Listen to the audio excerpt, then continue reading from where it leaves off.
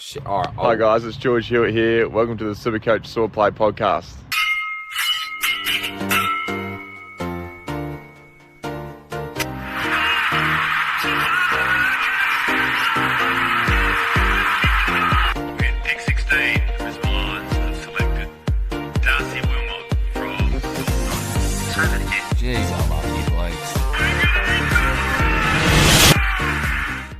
G'day guys, welcome back to the SuperCoach Swordplay podcast. It is season 6, episode 5, and another week of carnage. We've been on repeat for the first couple of weeks already, and it just feels like one of those seasons. But we do have a big agenda today. We'll obviously go through our round reviews. Janath, the professor, is going to talk a little bit about some SuperCoach hindsight that is filtering around the community at the moment. He wants to have his say there.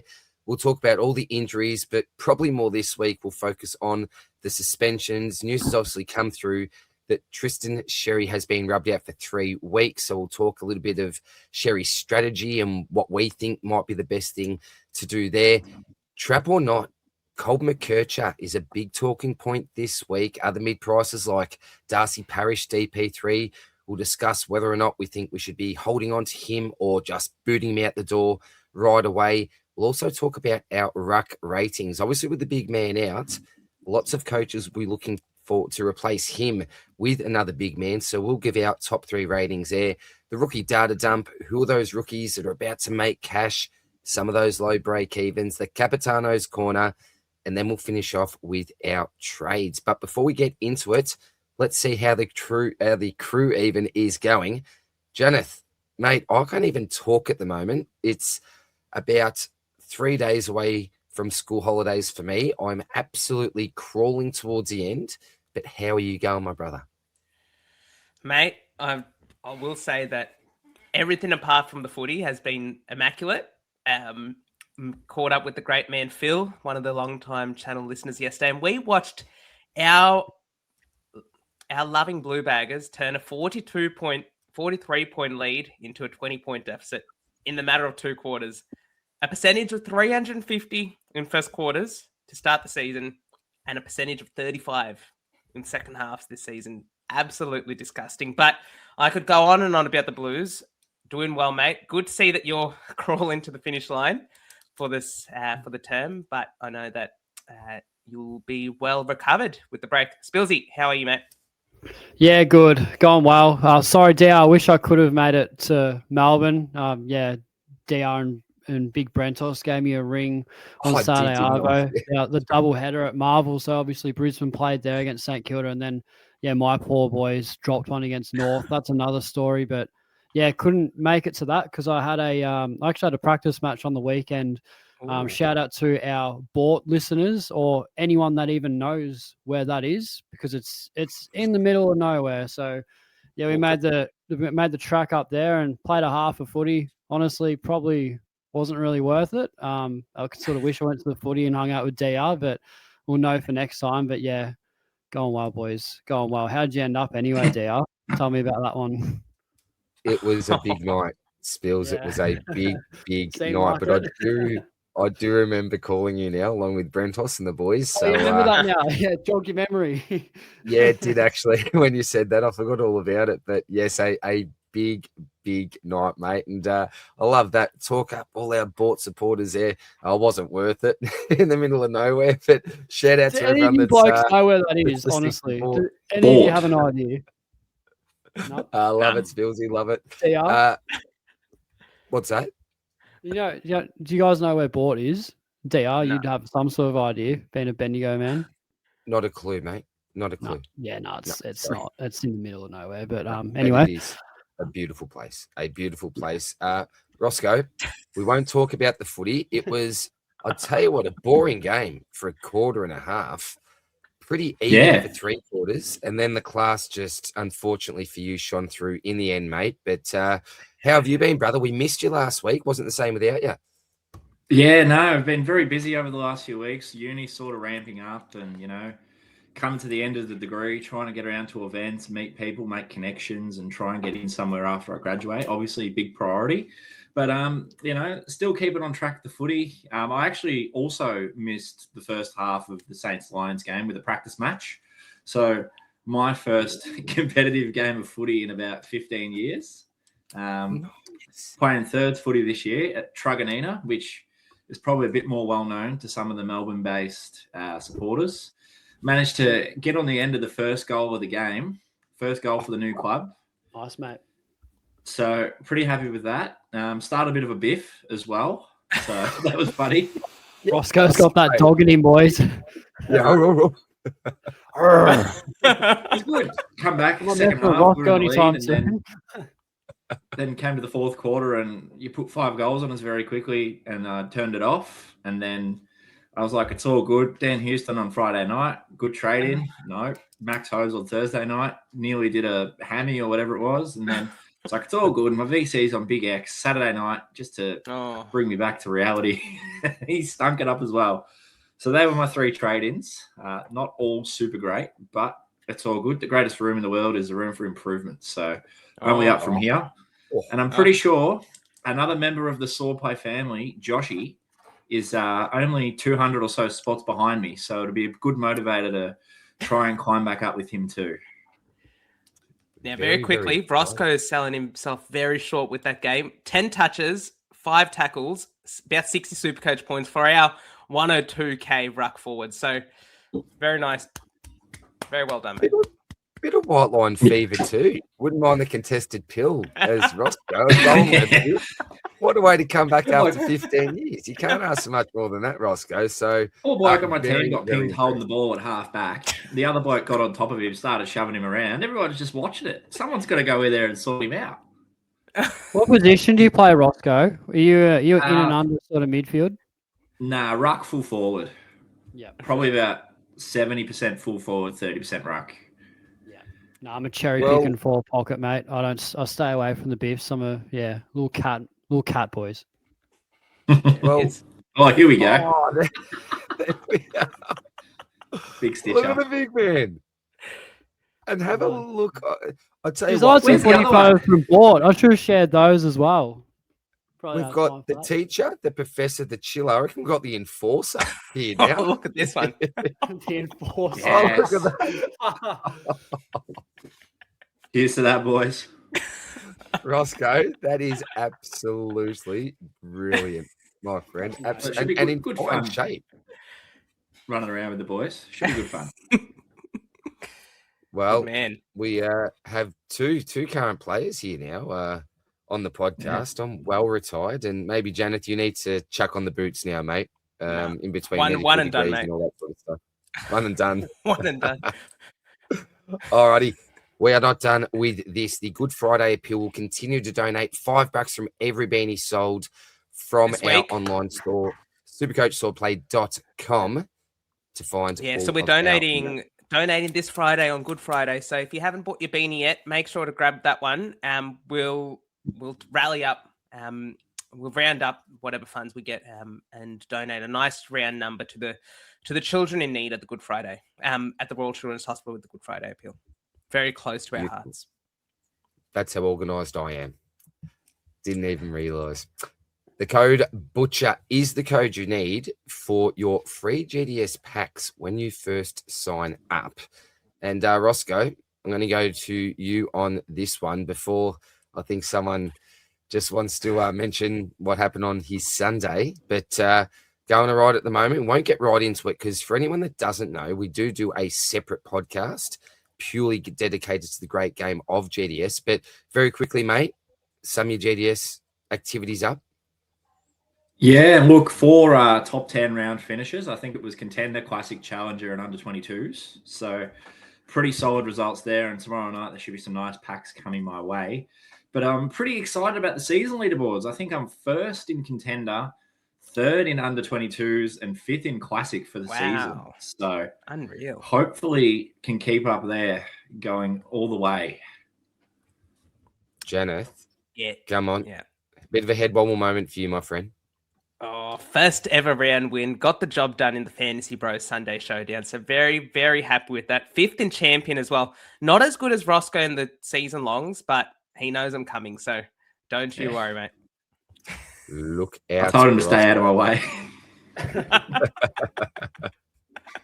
All right, boys. On to the round reviews. Now, Rossco, we're going to start with you because we didn't hear, obviously, from you last week. A 17-22. Tell us all about it, buddy.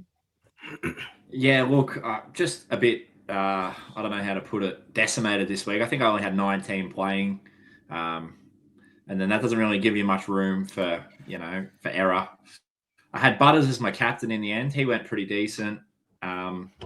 Not many other massive premium scores. My trade-ins were a bit disappointing. And obviously I got a lot of rookies injured as well. Todd Marshall didn't play. Filippo had very low time on ground. Lindsay, I was happy to see Josh Lindsay back. So that's a positive at least. And hopefully we can start to get some of the foot soldiers back and, make a climb up. Because obviously started really well in the first round. I think I've picked 3 good captains. It's just the injury carnage is getting to me a little bit at the moment. It's getting to everyone, I think, mate. So certainly not alone there, mate. Janath, a 17-64. And look, I'm just going to say it straight out. Pretty unfamiliar territory for you at the moment, brother. Like worst ever ranking. 61,000. I've never been this low. And it's pretty harrowing actually, because it's quite scary knowing that you think it's going to turn the corner, and every single week, and it in hindsight probably isn't the best thing, but every single week I just have this 500k banked up, and a premium gets injured and I just never get to spend it. And so I think it's the case this week as well. Big X. So the team value looks very low right there, but I've got 500k in the bank, which means that the team value is actually 500k more than it is right there, but I just can't use it. And so, Butters captained, VC Cherry just didn't work. Jordan Clark was good, but again, trading in Dan Houston, I don't know, maybe on Friday was like, there was just something wrong with the pick. I just had this feeling. Me too, mate. I did as well. I don't know what it is, and I probably should have backed myself in. We say to our viewers, but it comes back to the fact that we also have to back ourselves in. And when everyone's going Houston, sometimes you got to zig when everyone else zags, or might be the other way around. And just didn't go for the Ash, who I was really, really hot on with the run coming up after the bye, and I was looking at getting 2 other players in next week as well. But yeah, I guess it wasn't meant to be there. Even Joshy Dacos would have been a much better pick than Dan Houston was. We could go on and on about this. Nick Dacos, Harry Sheasel, class. But yeah, not getting a big captaincy score and just not trading well at the moment. I guess that's something to turn it around with. But long season to go, mate. Spillsy. Yeah, with you, mate. I'm glad I'm not the only one. I actually tweeted I reckon it was about 7 minutes or so into the game on Friday night. And I said that, I don't know why, I've just got a bad feeling about Dan Houston. And you know as well in the first few minutes how it's shaping up. And I knew it wasn't going to be pretty. Like, he scraped his way to a 61, which was quite surprising. Kicked a goal from basically outside 50. 18 of his 19 touches were kicks, but most of them kick outs, the low meters gain. This is a trap, boys. This is a fake primo. We all got baited, unfortunately. So I cannot wait to get rid of him. He'll be in my trade plans probably next week. I'm going to wait a week, but yeah, very underwhelming. I mean, it could be worse, but it's never good dropping in the ranks. Felt like I had a pretty good start, and yeah, couldn't really hold it. I thought about bringing in Gorn over Jackson, but then he has the Wits match up this week, which I think is his kryptonite. So we sort of held back on that, but Dogger wasn't really dogging too much, boys. He was down forward when he should have been playing mid. So Darcy and him had a 50-50 split, and he wasn't a midfielder. He was centre half forward, and why? Like, why is that happening now? But anyway, I think we're stuck with him now, so it is what it is. And just, yeah, underwhelming team. Sam Welsh, I don't think he's what I expected. Probably needed to lower my expectations on him a little bit. Anderson's got Tholstrop this week probably. So, yeah, it doesn't look like it's going to be another friendly week. And, yeah, the Cherry, what was he thinking? What was Tristan Cherry thinking, boys? He's gonna get 3 weeks if he can't get it. So he got 3 weeks, yeah. He got 3 weeks. There you go. So he's a must trade. So he's got to go. It's just carnage. Robertson's probably going to get suspended as well, as you boys touched on before. So Yeah, 1 week. Yeah. it's a very hard start to the season. I remember you said before, Janath, like it hasn't been much that's happened this year, but when it has, it's been the popular players, like all the relevant players have gone down. Whoever's getting suspended, whoever's getting injured is someone that's popular in Supercoach. Why can't it be just like, I don't know, I'm not going to curse someone here, but no, don't say anyone. Oh, we're not going to say anyone, but not in my team there's a anyway. lot of relevancy. Spillsy's pods or something, but no one in my side, can you please? Don't jinx me. Very good with me, boys. 18-4-1, so pretty par type round, I suppose. Avoided the Sherry captain, so just had the VC this week into Butters. The big one for me was Colby McKercher. So I remember speaking a couple of weeks ago on the phone, Janath, and I was really close to trading him out because we were saying, look, I think he's a must trade out. I doubt whether anything positive is going to happen in the short term. And all of a sudden, there's been a bit of a switch around just for now. So I'm not overly confident, but he was a bit of a hero for me this week, along with Jordan Clark. And again, 75 in his first game, and he's just gone bang, bang. So really happy there. Houston, obviously a trap. So pretty standard sort of week, lads. And if we quickly go to the top of the pod, look, they're for now, but I'm sure that one of you boys are going to knock me off very, very soon. Now, Janath, I'm giving up my rant for this week, and I'm passing this segment on to you. And you wanted to have a bit of a chat about Supercoach hindsight. So the floor is all yours, my friend. Yeah, boys, look, it's just something that I've noticed in the community the last couple of weeks, and I guess it's more for public service announcement than anything. But I think it's becoming, especially on Twitter, a pretty toxic place to go on to after a game. And all right, 50K people trading in Houston. So yeah, there's a degree of that some people may have followed being a sheep because you followed what other people were doing. But you backed him in. You thought he would score quite well. There's a valid reason to. He wasn't just a flash in the pan because he's put together a couple of games. He's got a history of it. Then all of a sudden he scores 61. You go on Twitter and every second tweet you see is, oh, he was always a bad pick, or he was always going to score 60 as soon as Darcy Moore and Braden Maynard come in. He's going to be the worst pick of all time. And you do wonder, well, if Houston scored 100, I don't think you're making these tweets, mate. So I think to anyone that's a hindsight merchant, just settle down, champ. What goes around comes around. All right. So dead set. It gets pretty annoying because it sucks. Like it sucks when your trade-in scores 60 or your trade-in becomes an idiot and puts blood on another player's face. But to say that bringing in Tristan Cherry is a points chase. But yes, he did score 199, but he's got the best fixture going around. He's got a break even of 60. He's buy free, and he's coming up into an easy matchup against Spillsy, one of the worst sides in the comp. No, Blackiston smashed him, I thought. To say that's points chasing after the fact simply because he scored 61, like, yeah, that's come on, like pull the finger out. Like that's not very sort of. It's just not great when you have to cop that. And I think no content creators are immune to it. But one thing that you will never see me do is say that a pick should never have worked in hindsight, because we give you all the information and it's up to you to choose to believe it or not. We go with sort of the glass half empty and the glass half full. But to anyone that's going out there and potting other coaches for bringing in a player or saying that you shouldn't have traded him or anything like that, I just think just take it easy, because there's a long, long way in the season to go. And if you make perfect trades throughout, I expect nothing less than you to win Supercoach. So that's my rant. Sorry, I'm not normally like this. I just think that it's a direction the community that I'm not very appreciative of. Cheers. I did actually tweet. I was one of those people that tweeted, but I wasn't really negative about it, I don't think. Like I just said, if something was like sometimes if something sounds too good to be true, like chances are it probably is. And that was hindsight. But I am completely with you when people say, like, yeah, literally what it says, I can't believe they traded him in. Like, Like that's stupid as like, and when someone comes after someone else for doing it because they didn't and they're almost gloating, that's taking the high horse. Really, it's like, yeah, that's toxic I to didn't me. trade him in.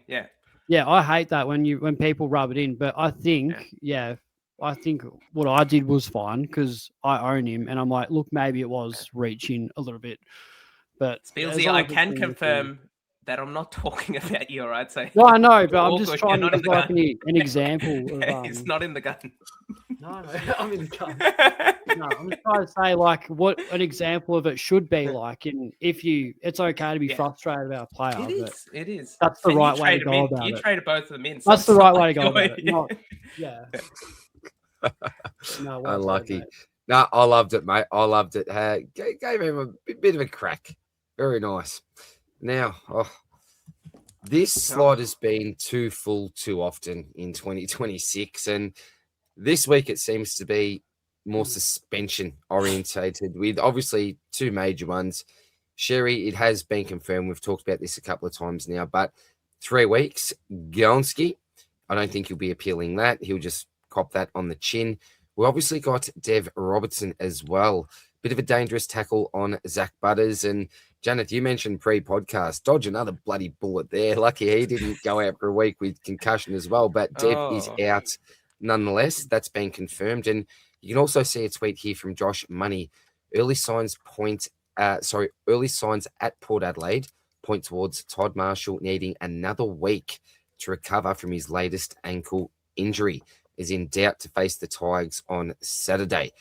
So there's already 2 forward options that we've got, very popular forward options, along with Flanders and Philippou, who I know lots of teams have that have the bye this week. So already we're down to 4, lots of us in our forward lines. This is super, super unfortunate. But boys, before we really get into some possible Sherry replacements, talk a bit of strategy, do we hold, do we trade? Is there any other injuries or suspensions on the radar that we need to bring up? I think that Murdoch is obviously looking like 1, potentially 2 weeks away. I don't think he's going to get up for this week. Is there anyone else relevant, boys, that you quickly want to touch on in the injury section? I've got one that isn't relevant, but it is relevant for someone that I know a lot of us will have, but your boy, Darcy Gardner, is going to miss a bit of footy, so does that mean ZZ comes back into the side? It's like 8 weeks, isn't it? So, like, I don't know how far off Harris Andrews is, but 1 week, is there any chance he slips back in? Oh, look, ZZ might come in for a week. I even think they might start Ty Gallup down there. I think Fags may have even been hinting about that in his presser after the match. He did get moved there, I believe, after Darcy went. But look, I don't think it's an absolute moral that ZZ comes back into that side. I think there's a chance, but if he does, it's only going to be for the 1 week anyway before Harris comes back in. So, yeah, I don't like the ZZ trade-in, put it that way. But for owners, it may be just an extra week that you've got him to be able to cover if you are missing a few. One cash ride. So. I just need him on field for this buy. One thing on... you go, Rossco. I've got a Lions-related question for you, DR. Can you not confirm that Tom Duday is an AI-generated person? Because he was meant to be a good footballer, and I think he's gone. He's on the Macca's ad. I saw him on that, but I haven't seen him on the field. He was the last voice on. He was the last voice on Kiss $50,000 Footy Stars as well, and now he's disappeared. Well, he's just gone. No, look, I was wrapped when we drafted this bloke. I thought future captain. He was looking like at Adelaide anyway, but just injuries, mate. It's just injuries. Just can't seem to get his body right, but hopefully we can, and he'd be a really handy addition, I think, to the side. But yeah, just can't get looking at the moment. Rossco on Dion Ty Gallup. When I was watching the game, I think he actually started in defence, so he didn't go back there as a result of Dizzy Garden. I'm pretty sure that he played the whole game in defence there. Yeah, so I just assumed that was the reason behind why. Yeah, and so then Dizzy got injured and you didn't have anyone to replace him. So CZ might come back into it. Spillsy, I thought you were going to talk about a different Darcy Moore. So Darcy Moore's going to miss the game against Brisbane. And so again, what does this mean in the Dan Houston stratosphere? VC. Oh, VC. Get out. Get your hand off it, Rossco. Oh, Rossco. If Dan Houston puts up a VC worthy score, we're all going to be very, very grateful. So hopefully, mate. Hopefully.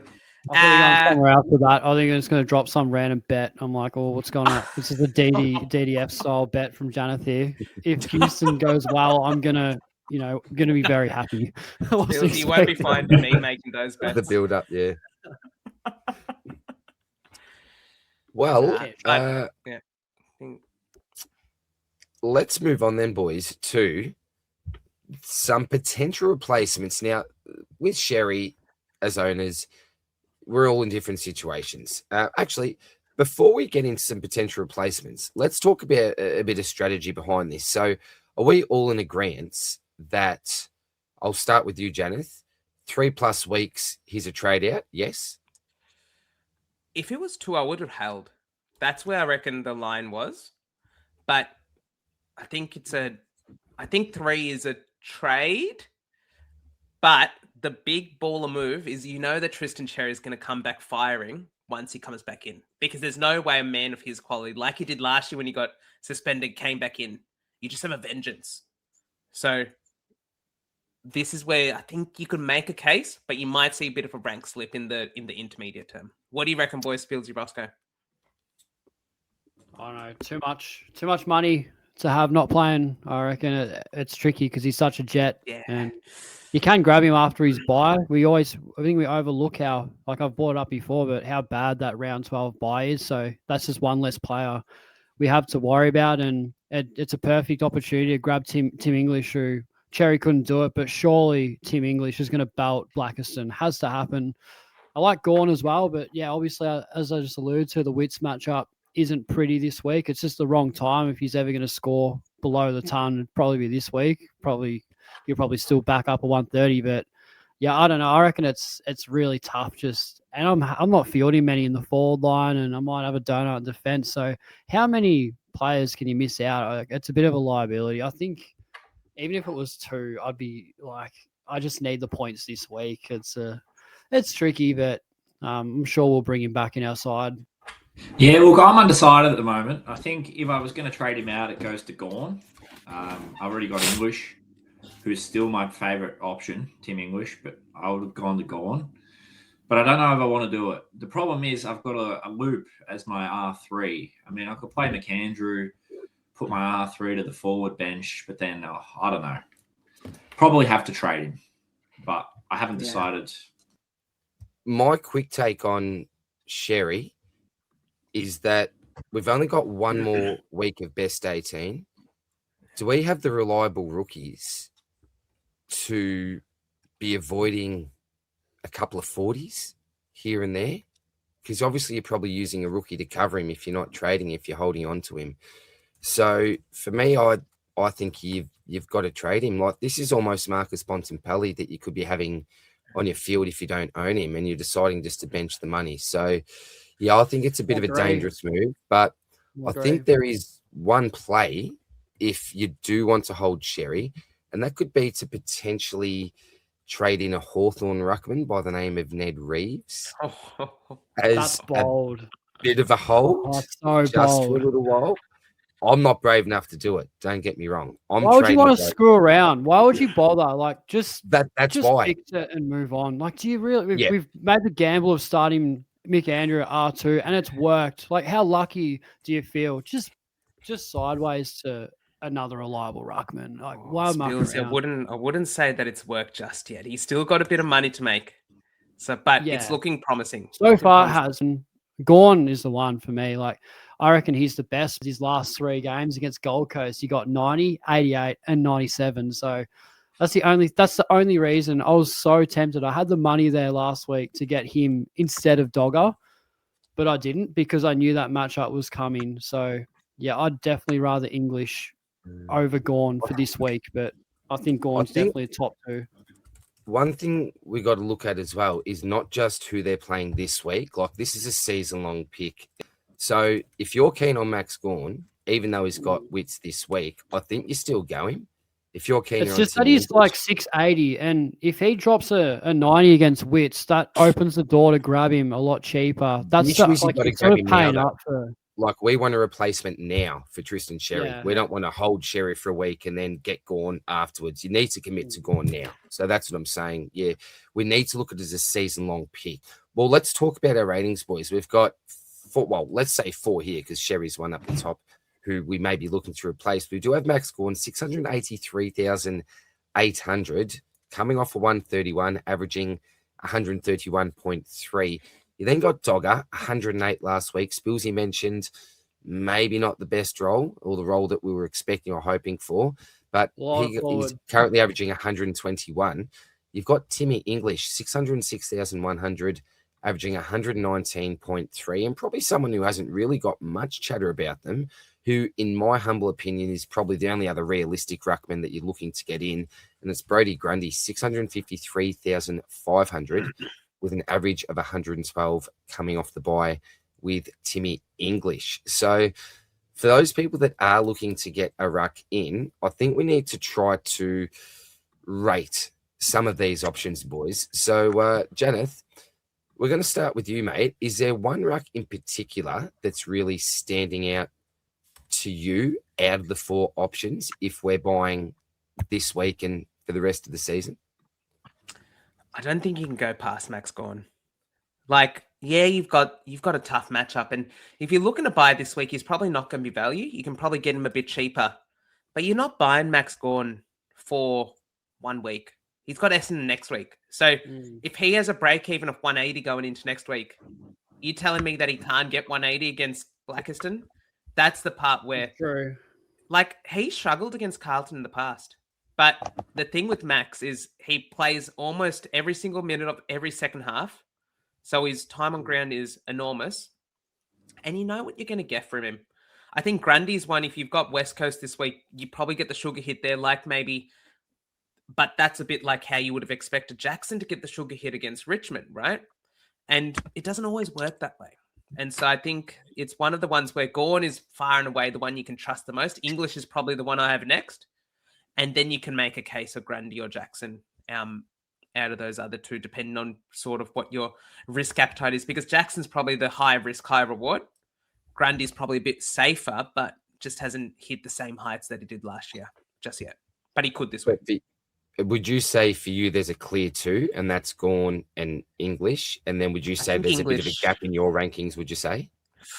I'd say that between English and Grundy, who I have 2 and 3, it's probably closer than it is between the rest of it. I think Gawn's a clear standout of this mix. And then English and Grundy, and then Jackson, just with the role. Like, even on the weekend, until Sean Darcy's in that side, it's just very difficult to get the full scope out of Jackson compared to the other 3. Yeah. Rossco, how about you, my friend? Yeah. Look, I think I agree in terms of Gawn and English. English is the one that I've had all season. And then I think Gawn would be the one I'd be bringing in this week. Your comments about Reeves are interesting because I'm looking, he scored 104 and 85. I mean, I don't know what he'd have to score to get to 400K, but I think off the top of my head, it seems like it would be about 87 or 88 average maybe to get to that. Now, I don't know if Lloyd Meek is going to be still in the side, but if he's solo rucking, I reckon that's achievable. Now, I'm not saying I'm going to go there, but if he's solo rucking with the new rules, I reckon he could get around probably that 87, 88. Like he just probably deserved a bit more credibility there. Like he tore Essendon to shreds. Like, yeah, you look good. So, yeah. You know, that's what you usually your middling sort of ruckman, you know, your Nankervises, your Sweets, your Briggs, Flynn's can sort of average across a season. I don't see why he couldn't also do that. But obviously, you know, it is a bit of messing around. Like, I've probably got English there, and then you go there, and then I've got Steen that I want to get in next week if he goes well again. McAndrew's already at the flex. Like, how much stuffing around with the rucks can you do, really? Sometimes I think it's just better to go safe. That's what I was trying to do and lock in Sherry and English, but, you know, it might just have to be a straight swap to go on. What if I told you blokes that the next man on the list is averaging 110, only 2 points behind Brodie Grundy, and it's the Nank the Tank. Yeah. Oh, I'm not doing it again after last year. Oh, not injured, isn't he? not a Isn't chance. he Yeah, out he's for 6 gone. weeks? He's gone ski. Yeah. But Anyway. it just goes to show there's not a lot of gap between him and someone Yeah. like a Grundy, what they've achieved so far. Look, for me, I think Max Gawn is obviously the man. You can't go past Max. I think English is a clear second for me. And then I think it's Stroll Blanket over Grundy or Jackson. I agree. whatever you want to say. Dogger, I think's got a really big ceiling on his day, like Grundy does. Dogger's obviously the younger man here, but there's probably more question marks in regards to role clarity with Dogger, which is why you may. I'm so worried. I'm that Grundy. worried. 60% of his touches were in the forward half of the ground. Like, that's concerning. I think the 108 was generous. I was taking that every day of the week. He scraped there. It wasn't a convincing. If he kicks straight, though, 108. Spill, if he He kicks kicked straight. then He we're kicked probably straight. wrapped but- pick, like, even though he's forward. But Very quickly, if you, well, Dia, we'll get your ranking as well, but if you said Cherry down to Steen and then a rookie or someone up to a Bont, could you advise it? Personally, I'm not just for not- me. But look at what happened No, with I want to Murdoch. see that No 1 way. week on Steen, one more week on Steen. But if someone, is that the only way they can get, they want to get one more week of data on these rucks before pulling the trigger? What would you say in that regard? Oh, you think it should be safe, but look at what's happened this season to us. Are we going to be surprised in any way if this bloke rolls his ankle at training or something, or on the way into the ground, or if suddenly they rest him after next week and go, there you go, Das, that was just a bit of a kick up the butt, mate. Get into gear here, or there's another young fella that's willing to take his spot. I think it should be safe enough to do it, but I just couldn't do it myself after the luck that we've had. So no, I couldn't recommend it to someone else, but I could see it working okay. Awesome. Would we say then that overall the rankings are Gawn, English, Grundy, Jackson? I think that's fair. All right, That's beautiful. fair. So there you go, I think guys. Jackson can turn it around and become like, you still got the 121 average, so he's still, I wouldn't sleep on it. But yeah, it's not looking good. I hope it. And shout I out hope it to turns. Dazza Hall there as well for the question there. Thanks, Daz.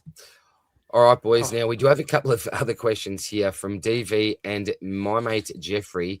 First one is, McKercher going to keep his ideal role down back, or do you think he'll keep getting switched into new positions? Jeffrey, g'day, legend. What are your thoughts on Parish to Kirch this week? I just want to feel safe and warm about Kirch and his role. Make me feel safe and warm.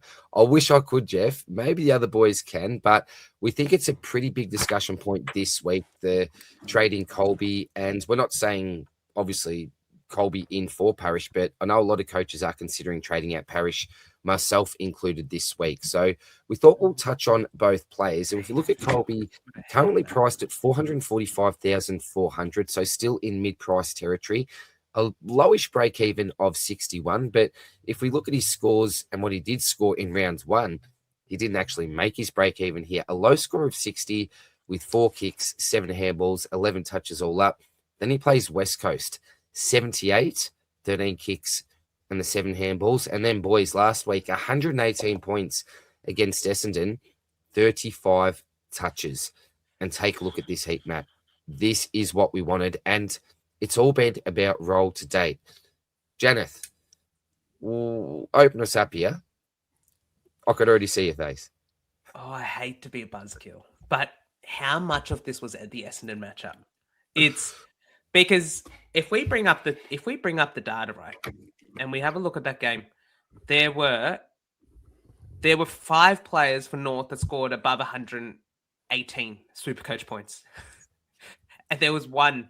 Oh, well, there's 2 players that turned up for Essendon, and one of them was a 100. So, it's one of those things where when you look at the halfbacks, Parker got 33, McKercher got 35, Toby Pink got 19, high game for him. Blameyer's probably a bit low on the 17, Daniel 23, Powell 23. It's almost as if every single player that was playing in a defensive-minded role, Simpkin probably not so much, but every single other one that was playing defensive mind role just got theirs. There were 1, 2, 3, 4, 5, 6, 7. There were 7 players that had 8 or more marks for North Melbourne. That's not normal. And so this is where it's always a thing with Colby, right? Is that if we were buying into him knowing that he's playing fully halfback at this price, I could look past it was just Essendon narrative. But it's the fact that his role can change at any point. And they've already said that, why would you start him as a midfielder when he's coming back off an injury? Doesn't it make more sense to start him as a halfback? Have they come to their senses?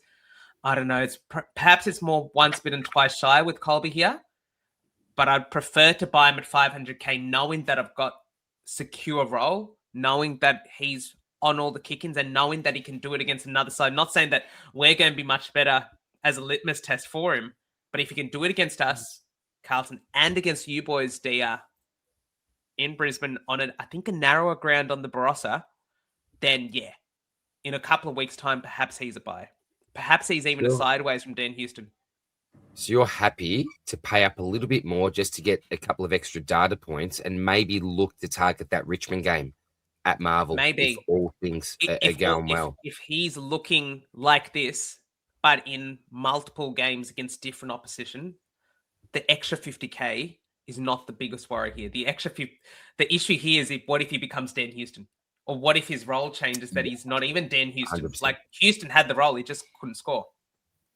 But there's a lot worse scenarios with Colby, I reckon. So you're not prepared to say trap at this stage? You are waiting at the bus stop type thing? Yeah. Well, look at the teams they played. Port Adelaide, West Coast and Essendon. Playing Carlton this week and Richmond in a couple of weeks. That is such a soft fixture run. But if he's not playing halfback, he's only scoring 60s and 70s, even though the time and ground was a bit low. It's not like he's blowing the lights out playing anywhere else other than defence. But why wouldn't he play halfback? I don't know. Well, he clearly didn't in round 1 and 2. Wants to flip the magnets around, obviously, and yeah, that's what he does. He only played the last quarter at halfback against West Coast when Caleb Daniel moved out. But Daniel was back in defence this game. Like it's just a mess. Being able to predict what's going to happen every single week. I think this is a very dangerous if you've already got Houston sitting there. So just say as an example, if I had someone like Sinclair, Lockie Ash and Jordan Clark, I would be more comfortable taking a punt on McKercher. But if I already got Windsor there, Houston sitting there, I think adding another potential question mark trappish player like McKercher may be a little bit different. So I think that's a point to just add in as well. Rossco, haven't heard much from you about Colby. Trap or treasure, or are you waiting at the bus stop as well? What do you think? No, I think if I owned him, I'd be very happy to hold him. I actually think he's going to come good.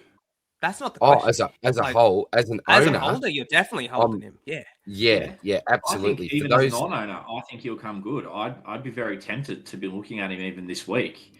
Because, the first round, he was, half an hour before the game, Michael Barlow says he's going to play managed minutes. He's probably going to play a bit more midfield time, drops to 60. He gets rested at key points of the game, doesn't start for the first half of the first quarter. Same against the Eagles. I think it was 70% time on ground. And he didn't really play much in the last quarter when the game was sort of slipping away from them a bit.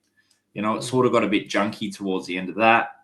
And then he gets up closer to his 2025 season average of 78.5 with 77% time on ground. And all of a sudden, he's a halfback. He's taking kick-ins, 5 for 5, played on. And, he's scoring like he scored last year when he played at halfback. I mean, I don't see why, if they've established Sheasel's going to play midfield, LDU's going to play midfield, O'Sullivan's going to play midfield, Dersma and Stevens look like the wingers. I don't see why there's a reason for him really to be dropping off. They've got even like the likes of Simpkin, who'll probably play a bit of half forward role in there. Parker's not getting a look in there, so I don't see why he would. I think Clarko knows it's better to have him off half back. They just sort of needed him to come good off that finger injury and get him a bit more time on ground. I'll tell you what, as an owner, it was so much better listening to you there, Rossco, than Janath talk about Colton McKercher. Thank you very much, mate, for a little bit of positivity. Spillsy, what's your take, mate? What's your take? So you're a non-owner. I'm a non-owner. I'll probably start negative, but I'll end positive with it. So we move on glass half full. Yeah. So I'm saying like at the moment as a non-owner, I probably lean more towards trap, and the reason for that is I called it the fake primo or keeper list, and I went through all the players between 400 and 550k, and I wrote down what they have scored in the last like 3 or 4 games, and I had about 20 of them with crosses next to their name. I had 7 with ticks and 6 with question marks. Colby was a question mark, so. Yeah, for me, I don't know. I think I'd rather spend the extra 100k and grab a fallen Whitfield. I like a lot of PTSD from Houston, who's definitely in the cross now. Like, yeah, he baited us all in. So I'd much rather just wait and see what Kirch has to offer. And then if he does look good, maybe we can look at him post buy if he's a realistic keeper. But I don't see him as a keeper. But in saying that, if you started him, I think you'd be stoked with what you saw on the weekend. And I hope the role sticks for you, DR. I reckon I can't see why it doesn't. He looks good. He cut us to shreds in the back line. The Bombers couldn't stop kicking it down his way. A seagull and everything. It was just a perfect North Melbourne back pocket selection. But as a non-owner, he's probably not someone that I'm willing to roll the dice with. And yeah, it's a risky one for me. I'm not going there. I couldn't go there, but yeah, if you're an owner, yeah, thank goodness that he pulled that 118 out of his ass, because yeah, that was much needed and deserved it for the owners. So yeah, it was good to see. Yeah, and I'm not saying that the picks worked out, but let's just say if it does work out, that's just been luck on my behalf, because if there wasn't carnage, this bloke was like one of the first blokes that was out of my side. I promise you that after seeing that first couple of weeks. For me, they are very quickly look at that handball receive number. 19. That's big, isn't it? 19. That is 19. a big green flag. Which Old is mate is on the move. Yeah. But the issue is, Janath, you've raised some very, very valid points and some question marks there. At 445k, that's a fair price to pay for question marks. You know what I mean? We've already done something similar with Dan Houston. You're picking him as a top 8. You want him to be a top 8. Otherwise, you're not spending that money. You can't flick him.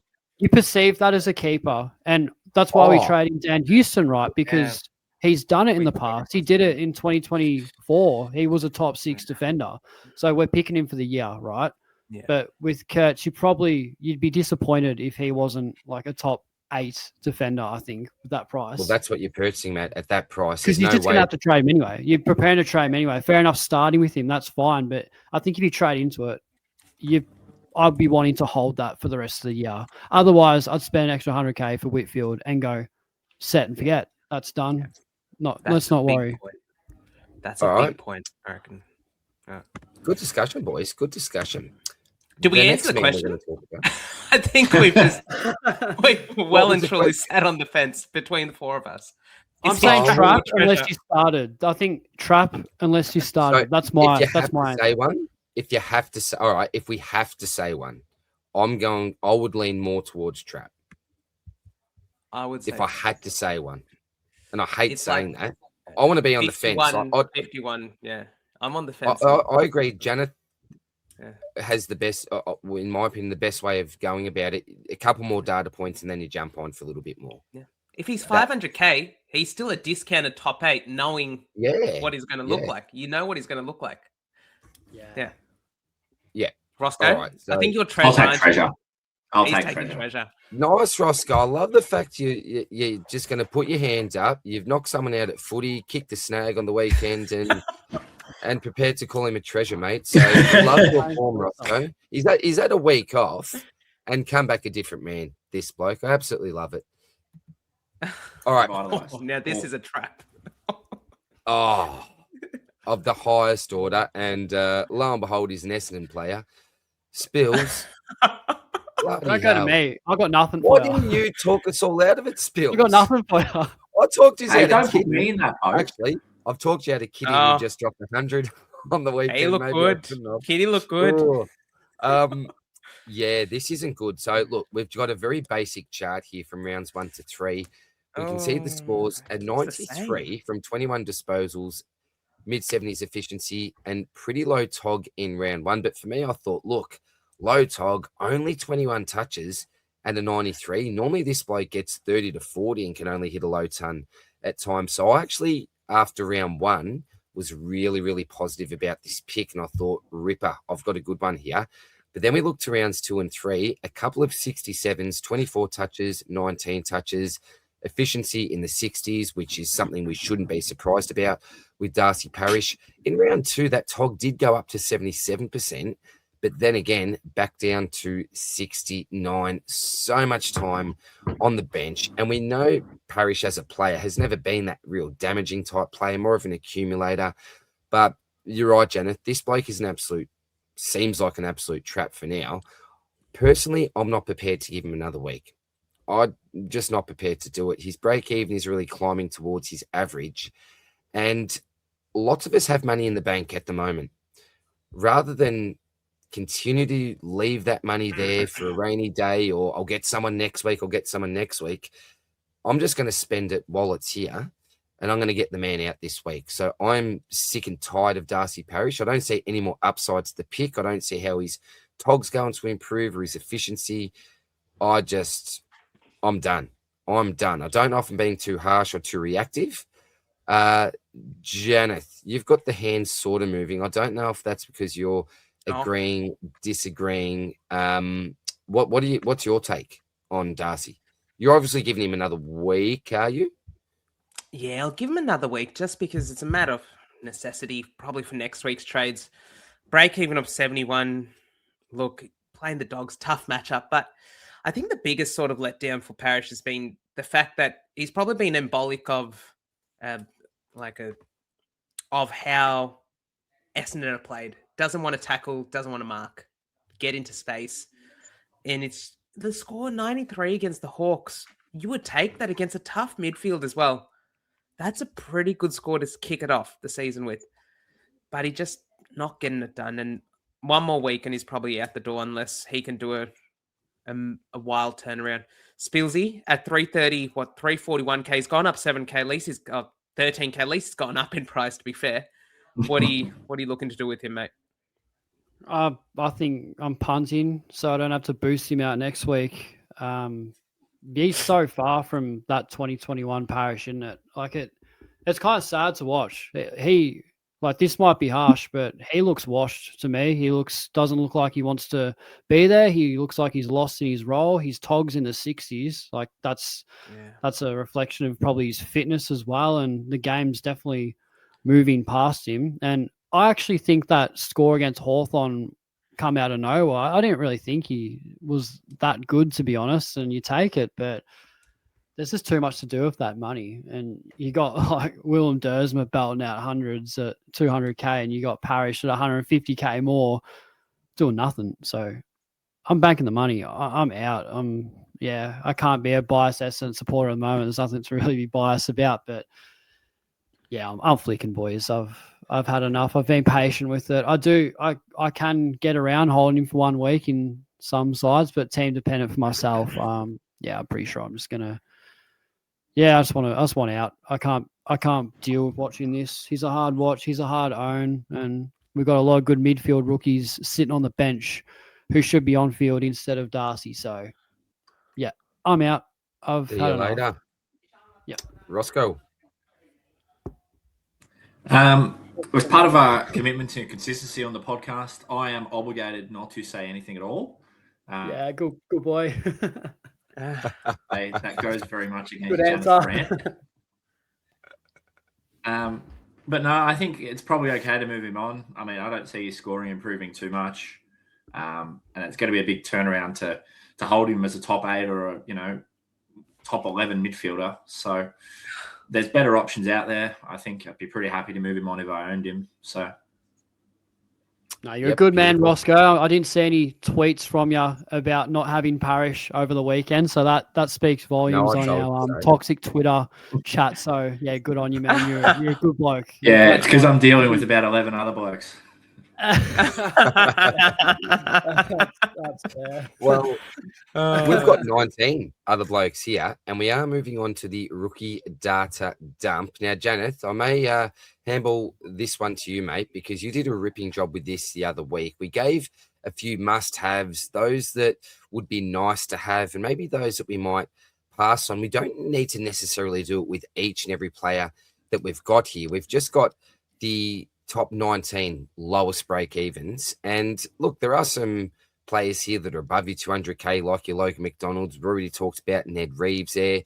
Jack LaCocia, Spillsy brought him up the week before. There are some high price players here as well as some bubble boys. So where do you want to start here with the rookie data dump for the week, mate? Gee, it's slim pickings, I reckon, for trade-ins that are on the bubble. We'll talk about a couple of popular names, though.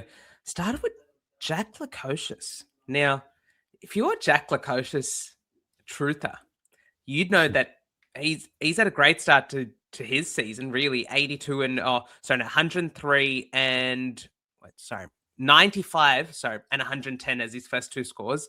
Break even of -62. Can you go there? We've seen it happen in the past where this game makes or breaks. I remember Taylor Walker a couple of years ago when he was on the bubble around a similar price. People got on him and he basically went to the moon, finished second in the Coleman. But there have been some players that just cark it up in their third game and then you can't get that money going. So I think it's one for the faint-hearted. I probably won't go there, but I think some coaches that can go there and it might work off. But I think there's a couple of names here, boys, that probably not on the bubble necessarily, but a Jack Watkins type at 156K. Will Brodie, I'm not sure what his final time on ground was. If someone has that on hand, I'll just look it up. It must have been in the 40s or something, wasn't it? What was his time on ground? His time on ground was 42. 42% time on ground. Wow. And he played ahead of Ollie Wines. And so it makes you wonder, well, Jack Watkins is definitely ahead of Brodie because Watkins got 65% time on ground, so not send the world alight by any means, but he definitely was in the centre bounce mix as well, 31% CBAs. But with Ollie Wines back in, could you go there? I'm thinking about it, but also put it to you, boys. Now, there's a couple of other ones here. We talked about Ned Reeves earlier, Sam, ZZ, for your lines as well. Hugh Bond as a pick for Adelaide. Now, he's a couple of years in the system now. At 84 in this game, 50. But, boys, Hugh Bond, how many points do you reckon he scored in that fourth quarter against Geelong in what felt like there was a lot of tackles going down one end of the ground? It would have been big. He had the ball a fair bit. I watched the game. He did. He finished on 84. How many? I'll go with 50. 34. 54. He scored 54 of his 84 points in the fourth quarter, which is personally unsustainable. And I think we've got a lot of. I think we've got a lot of defender options, don't we, already with Jakes and Selwood, Sarong, Lindsay. Lindsay looked good on the weekend. So, again, I think it might be a pass here. Where do you boys stand with the Hugh Bond type? This is obviously is a bit more for the mature type player. Roscoe's a no. No. We're just saying Hugh Bond scored 54, 84 points in the fourth quarter. Any love for him? I reckon he's fine, but yeah, the issue is he's a defender, and that's where there's some pretty good rookies there. So he is in the forward line, yes, but no, he isn't. So yeah, probably a pass for me. He's also not their kicker either. Chase Jones and Josh Laurel were taking the kick-ins, so that's a bit of a drawback as well.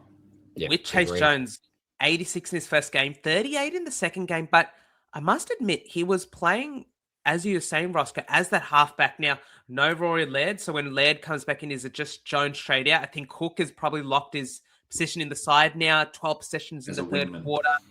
He looks really good. I thought he did much better than really what was expected of him at GMHBA. But with Jones, again, dodgy job security, no DPP. I'm not sure if it's just my side, but there's not much DPP on any of the lines, making some moves really difficult to make, especially knowing that your Sarong types is going to get midfield. Murdoch's going not Murdoch. Blamires is going to get defense. It makes it very hard right now.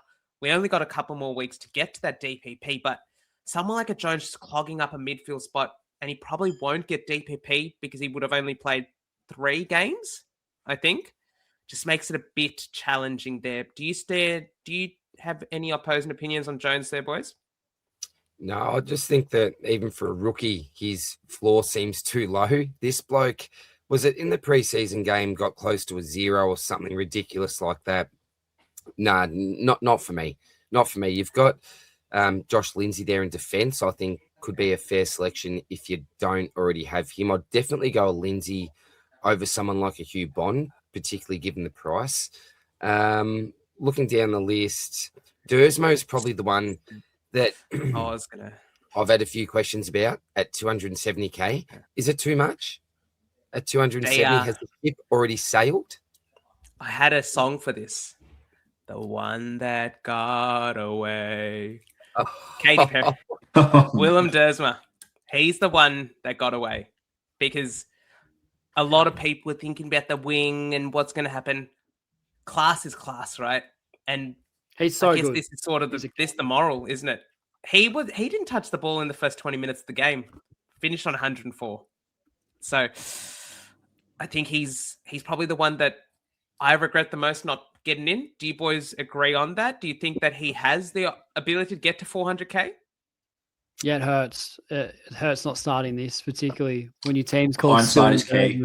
I'd love to have him in there. Hindsight is key, isn't it? Yeah. 2020. At the end of the day, he still plays for West Coast. He still plays for West Coast. But if he could. He does. Would any of us be surprised next week to see Willem Dersma score 45? I don't think any of us are going to be sitting here going, I am shocked that happened. And I'm not trying to pay out the bloke. What a young man he is. Like, he's a superstar. But at 270 for a first-year rookie playing for West Coast, I think the ship's already sailed. And I know it's a really nice average there. Totally. It's, Totally. Yeah. As in, I think the ship sailed. 100%. But he is definitely the one that we probably overthought at the start of the season, I reckon, compared to... Like, if you didn't start Parish, you started Dersman when pure guns and rookies, you're laughing. Oh, 100%. Are we saying no to number 12, Christopher Skerry? No. Yeah. He's 99k, he's got DPP, so... He didn't back it up. He didn't, Spills. And that's why we don't go early. Well, Spillsy, you might be even considering someone like a Steen this week. Yeah, I am. I probably want to wait another week. I did take off to go to the bathroom real quickly, but would you guys have to say on like the Lukosius pick? I know it's awkward. Well, you tell us what you think, mate. What you're big on him. What do you reckon? Yeah, I just liked what I saw the other week, and I mentioned him last week on the pod, and he's backed it up. So he has Richmond this week, so that could be another 100. And yeah, he's already got the 2. Let's have a look. So he's gone 9. Hang on. He's gone 110 and 95, Spillsy. Yeah, 110, 95. So like that 95's in his system from the start. He's got the 100. So he's got Richmond this week. Like he could really like not do a whole lot and still be a good money maker in the forward line where we probably need someone. And yeah, I my plan was to probably go early on a Steen, but it is a risk. And I think the points are on field for grabs in the last bye week.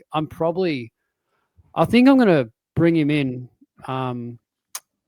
Yeah, I like the matchup against Richmond. Good point of difference, and I just think he can make money quick. He's a top 3 or top 2 pick, and he looks so good, boys. He's a great player, and looks like he's got a good role there. Centre half forward. It's not a great role, but he's playing it well, and he's taking the piss out of some pretty ordinary sides. I don't know who he's got after Richmond.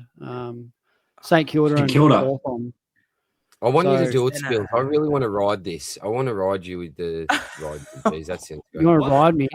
Get really friendly. I just want to see you ride the coast. You know what DR basically said is that DR can't do it himself, but if you do it, he's along for the ride. That's what I mean. Like that's He wants to see it succeed, but a part of him, I think, also wants to see it fail too. No, I'm not trying to monster. I can tell by the look on his face. I've seen that look before. No, So- it would be such an entertaining ride, I think, seeing you on him, because I reckon there's going to be so many highs and lows with the pick. I think that some weeks it could look so good, and then other weeks you'd be like, I bought in Jack Lukosius. Like, boys, I don't think I'm going to have him for that long, to be honest. It's just because the break even is negative 62 and he's got Richmond. So I think I'd only, if he goes good this week, which he should against Richmond, what he does after that, I don't really care, because he's going to make his money. Like, he's 240K and he's got 2 tons in his system. So He might drop another 90 against us. Well, who knows? Like, and I think at that price, it's almost, I know I said before, sometimes it's too good to be true, but he's cheap as. I mean, and there's no options at all. Spillsy, this could be the antithesis to the Sam Petrevski saga, I reckon. Yes. Going Jack Big Lukosius call. Jump on him, Spills. Get him in. Get him in. I was like this little devil on your shoulder, Spillsy. He just Get him See in. some entertainment around here. Get him in. This could be Rossco the pick that territory. got away. Roscoe, Captain's Corner, Yes. mate. Look, I've got the Bont and Butters up there. That's going to be my combo this week. But tell us, mate, what options are we looking at for the Capitano's Corner? Is there anyone that is an absolute standout for you, or have we got a pretty even field this week? A few different options. Well, I like Sheasel against the Blues. I think Sheasel's a pretty decent option. Tim English against Blackiston. It's probably hard to go up over Bont playing against Essendon's midfield. But English against Blackiston, certainly not a bad matchup as well. Butters, probably they're my sort of main ones I'm looking at. I don't know about Nick Dacos against Brisbane. It's a tricky matchup. Do you want to In know a what way, he did I last think- year, Roscoe? Do you Sorry? remember? You remember Nick Dacos against Brisbane last year? He went very big, didn't he? 175. I 172. didn't VC it, Yeah. and I was livid. Remember it like it was yesterday. Mm. And now another interesting one that I think could be a little bit of a pod is Dane Zorko. I mean, I don't think too many own him, but back up at the Gabba Thursday night against Collingwood, who are not a very hard matchup for defenders. I mean, we saw Lockie Ash and Lockie Whitfield sort of touch the ball at will against them last week. If you own Dane Zorko, I don't know if I'd still be brave enough to go there, because obviously like the Bond, Zachy Butters against Richmond, Harry Sheasel against Carlton, they look like top-line options. But there's a very small part of me that would be naming Dane Zorko as my vice-captaincy pod of the week. I think he'll go pretty well. Okay. What about someone like if you've got a Grundy, cheeky Brody Grundy against West Coast? Yeah, that could be a shout. I mean, Flynn and duff-tyler, I don't think they've been conceding mega scores this season so far, have they? I mean, they haven't really played. I mean, They Flynn haven't gave really played decent 199 to Terry. Yeah, that's true, but Cherry's Cherry, you know. He can score pretty big at will. The other 2 games, they've been pretty new. I mean, they played, Sweet and who is it? Blackiston or something like that. So, yeah, I don't know. Grundy against West Coast could be enticing, but it could also be that kind of game where it's a bit junky. Who knows? Eagles are actually decent. I think they're decent. So they might not be the rollovers that we expect them to be. Do you want another pod? Jordan Dawson against Fremantle, coming off the calf. I mean, it's a big pod as a VC, though. Fremantle have been giving up bulk points to midfielders. Timmy Taranto, even on the weekend. Like, I think they're a bit susceptible in the middle at the moment. And coming off a tricky loss for Adelaide off the 5-day break, I think they get 8 days now for the break. Dawson will be for 2 weeks. Could be a sneaky shout as a VC up against the Dockers midfield at home at Adelaide Oval on Good Friday. Any other names, guys? Interesting. Can I just ask a question? With the Bond, considering we're predicting it's going to be a relatively easy matchup. Do you think Bevo, in his Bevo ways and potential craziness, could even rest the man if they are absolutely giving Essendon a flogging? You don't reckon, what a power move. No. You never know, Spills, with this bloke, do you? Seriously, he's done Brownlow. way wackier things than that before. I think because the Dogs haven't finished top 4 since, was it 2008 or 9? I think you probably want to play the Bont against anyone. I think every point matters, and you won't get dropped. He'll be playing that for sure. I don't think he's getting dropped. I think when does the Bont rest? About the second quarter resting, isn't it? Third quarter resting. Bont doesn't rest. If he rests, he'll play forward for a little bit, and then he'll probably kick a couple goals and get a 30-point goal or something like that, and then he'll be on 120 at halftime. Something silly. I hope so. The man doesn't rest. Oh, how good's it gonna feel? Like, how good's it gonna feel owning this man? Oh, it's been so hard. It was so Welcome to the club, boys. It's a good ride. I don't know about you, mate, but I'm not saying anything until the final siren. After the start of the season, until he actually scores half decent, I'm not saying anything. He's going 150. Hey, just wait for it. All the people that didn't bring him in after he scores his 70. It's a sure thing. I told you so. You should have never gone there. Always a terrible pick. You shouldn't have done it, you know. Oh, sorry, Janath, mate. It's a sure thing. This is a sure thing. I'm telling you. If he doesn't go 120 plus, like, it's on us. I'll step away. It's on me.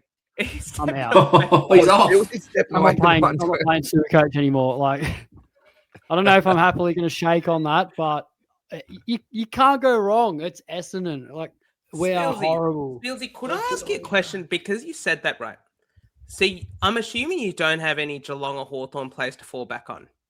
If you're that confident in Bont, does it really? What is the line for you with Butters to not captain Bont or whoever you're beating? I still think whoever it is. I just like these. This is, I love when you bring this stuff up because it just reminds me of lessons learned from previous years. I'm still saying 125. It doesn't matter what the matchup is. Yeah. Like Butters against West Coast got to he slowed down a bit in the fourth, but he just got to 124 or 5, whatever it was. So I think you take it to the bank no matter what. There's no guarantees. It doesn't matter what the matchup is. Yeah, that's fair. Cool. Who are we doing then, boys? Well, me personally, I am Butters into Bont. Janath? Yeah, Butters into Bont. Very sneaky day cost shout though, because what he did last year. Don't mind that. Nice and early on. Jared Berry, maybe it depends if Jared Berry gets up. Yeah, good call. Good call. Spillsy?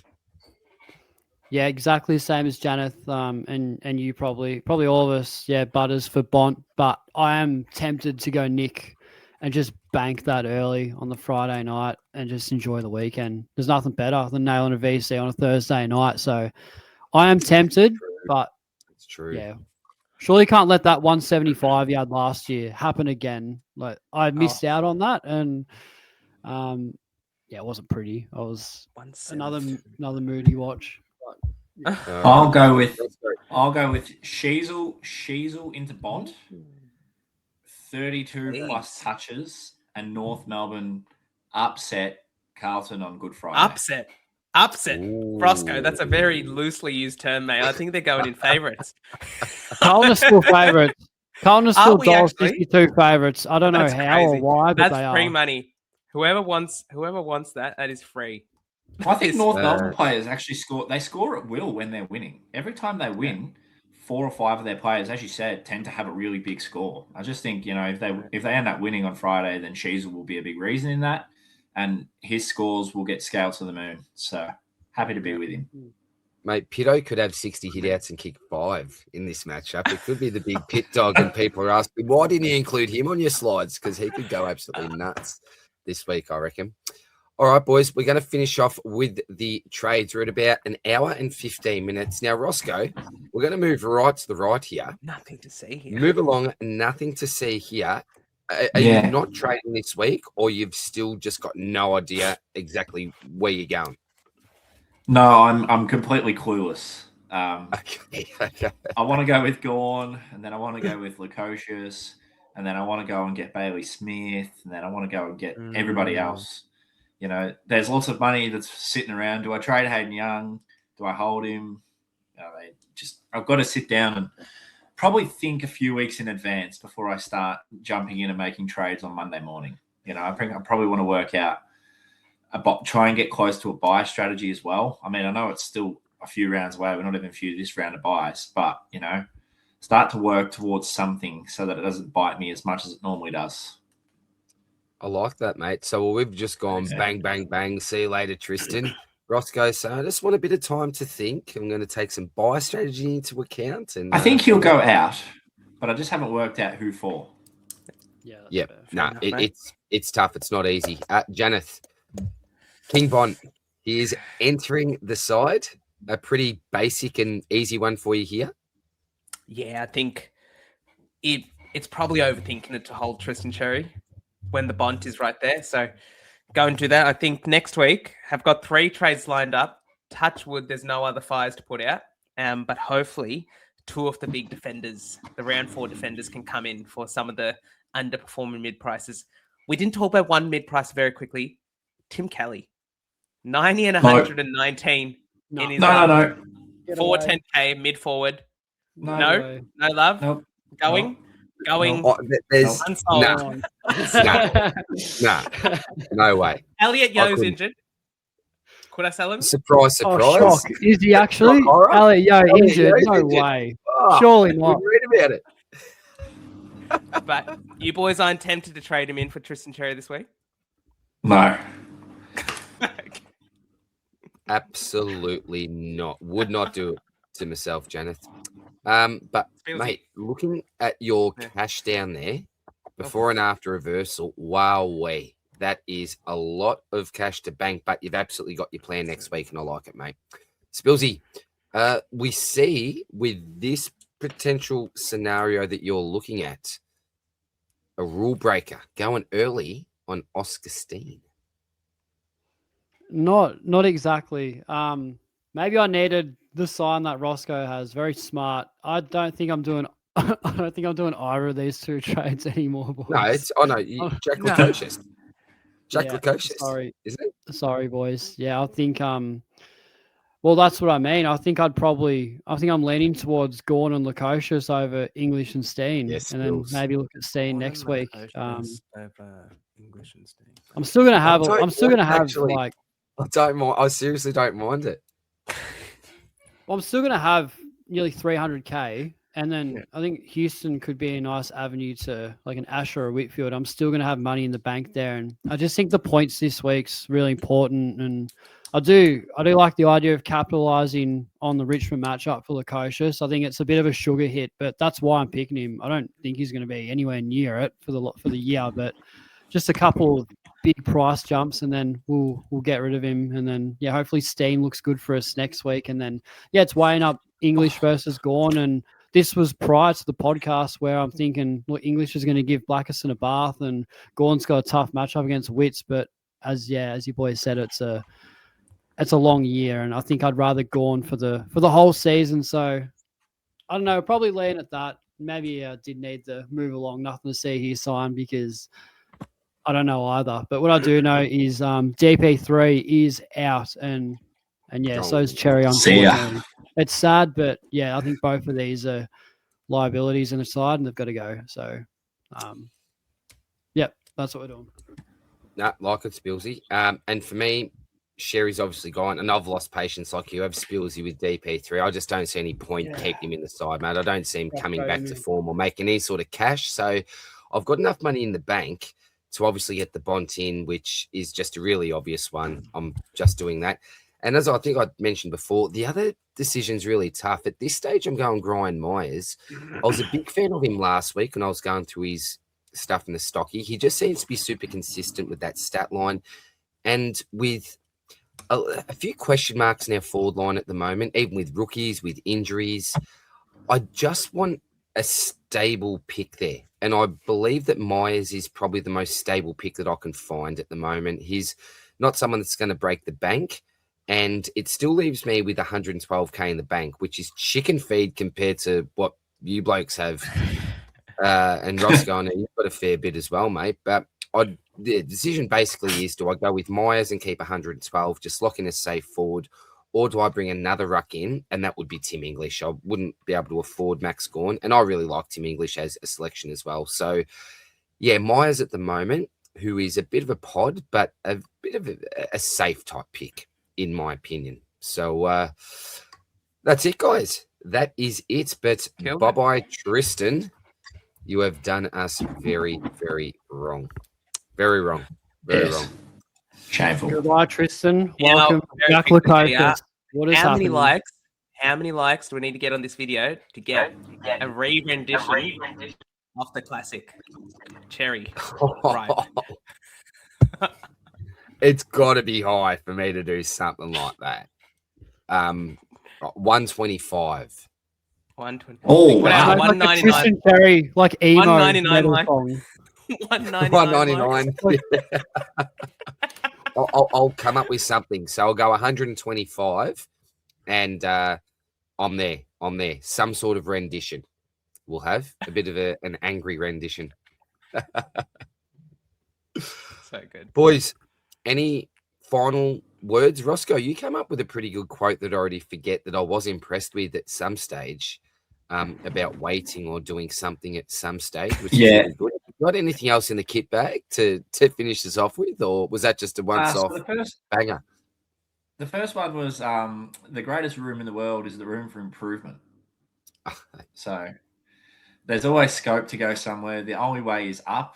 Now there's a good game day squad player, massive shout out, which is do panic trade. Now I think we need to actually follow the opposite of this and don't panic trade. I think there's a lot of hysteria going around with players that are maybe not essential to be moving on. I mean, we've obviously been decimated a bit with a few long-term injuries, but, always remember to prioritize where your fires are. Like I could sit here and easily trade out the likes of a Jack Carroll or, a Todd Marshall and just crack it because they're injured or, they're out of form. But, there's other problems that you got to solve first. And hopefully with the problems come solutions. What a way to end. I don't think we need to add words with solutions. Like it. We don't need to add anything to that. Rossco, this is why it is great to have you back, mate. So, guys, hope you enjoyed. Good luck navigating your carnage. Hopefully, we're not sitting here again next week with an injury slide that is full. Fingers crossed, boys, you have a clean slate. No one gets suspended. No brain fades, no ankles, no knees, nothing. Just a decent SuperCoach score. Wouldn't that be lovely? Cheers, guys. Catches. Good luck, everyone.